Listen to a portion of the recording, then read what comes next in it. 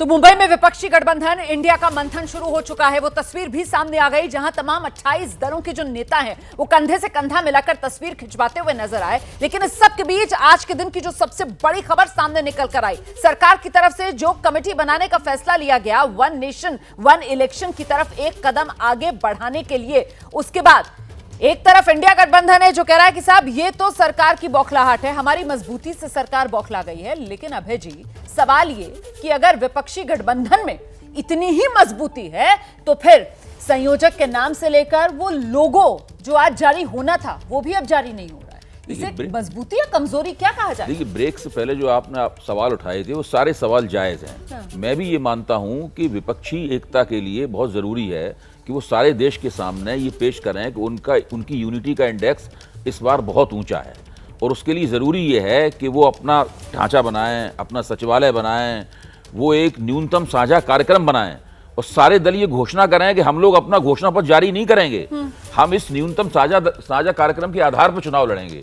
तभी तो वो एक नेता दूसरी पार्टी के उम्मीदवार का प्रचार करे, तभी तो वो नज़ारा सामने आएगा कि हर प्रदेश में कोई राष्ट्रीय एकता है और वोटर जो है लोकसभा के लिए उनको वोट देगा तो ये लोग, अगर वोट मिल गया तो ये सरकार बना पाएंगे। लेकिन यहाँ तो एक खबर लेकिन अगर ऐसा नहीं करेंगे, लोगों सामने निकल कर आते हैं, देखिए अगर ये उस पर सहमति नहीं, नहीं वो हो सकता है हाँ। कि वो लोगों बाद में करें। हाँ। ये तो इन्होंने पहले घोषित कर दिया है कि सारी पार्टियां अपने अपने चुनाव चिन्ह पर चुनाव लड़ेंगी, कोई एक चुनाव चिन्ह नहीं होगा सबका, ये तो उन्होंने घोषित कर दिया है। लेकिन क्या घोषणा पत्र भी सबके अलग होंगे?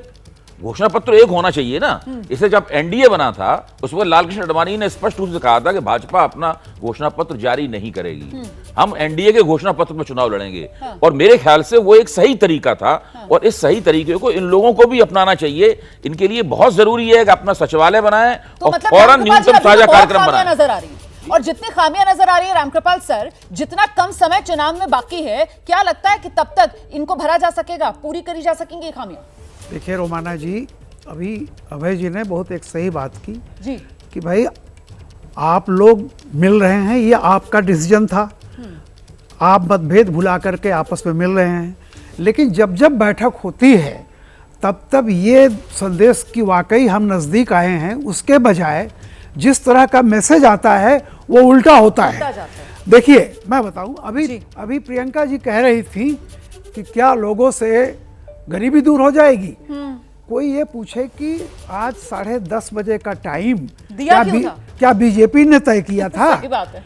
तो देखिए, ये जो इस तरह के बयान है ना, ये अपने आप में ये मैसेज आप दे रहे हैं कि आप लोग कंफ्यूज्ड हैं। एब्सोल्युटली सर, इस तरीके के बयान से ऐसा संदेश जाता है कि विरोधाभास खुद इस विपक्ष के गठबंधन में है। और इसीलिए अक्कू जी, जो बीजेपी की तरफ से कहा जाता है कि ये सिर्फ दल मिल रहे हैं, दिल इनके नहीं मिले, ये स्वार्थ सिद्धि के लिए गठबंधन है, उस पर ज्यादा जनता को भरोसा होता हुआ नजर आएगा फिर तो। अक्कू श्रीवास्तव जी, बिल्कुल ये दिल दल वाला मामला तो है ही, लेकिन ये कोई भारत सरकार का गजट तो नहीं होने जा रहा है कि अगर मान लीजिए आज ये लोगों कोई कंफ्यूजन था, कोई बात थी, एक हद पर जारी भी कर देते तो कम से कम ये तो थोड़ा लगता कुछ कदम तो आगे बढ़े, एक कदम तो आगे बढ़ाया। अगर बाद में लगता है कि साहब कोई संशोधन की गुंजाइश है, तो किसी में आई बड़ा करना है, एन छोटा करना है, डी को चौड़ा करना है, आई को फिर छोटा करना है और ए को और बड़ा कर देना है अलायंस को, तो वो कर लेते। लेकिन ये एक लगातार आप मैसेज जो पब्लिक में जा रहा है कि 3 बैठक में कुछ नहीं कर पाए, एक लोगो नहीं कर पाए, तो मुश्किल बड़ी बात सर आप कह रहे हैं, क्योंकि वैसे भी कहा जाता है पॉलिटिक्स क्या है, परसेप्शन का खेल है। लेकिन इस वक्त उसी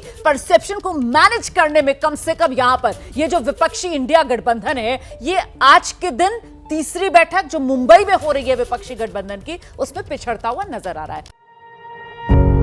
पत्रकारिता कोई इमोशन नहीं है, ना अपना कोई ज्ञान देना है और ना कोई विचार थोपना है। पत्रकारिता क्या है? पत्रकारिता का मतलब है सही जानकारी इकट्ठा करना और तथ्य बताना। पत्रकारिता आज जितने महत्वपूर्ण दौर में है, शायद पहले नहीं थी। इस दौर से निकलने के लिए सिर्फ सच दिखाने की जरूरत है, वो सच जो आपके हित को आगे रखे। इसलिए अब रात 9 बजे प्राइम टाइम नहीं होगा, ये आपका टाइम है। जगविंदर पटियाल के साथ देखिए पब्लिक इंटरेस्ट, सोमवार से शुक्रवार रात 9 बजे सिर्फ एबीपी न्यूज पर। एबीपी न्यूज आपको रखे आगे।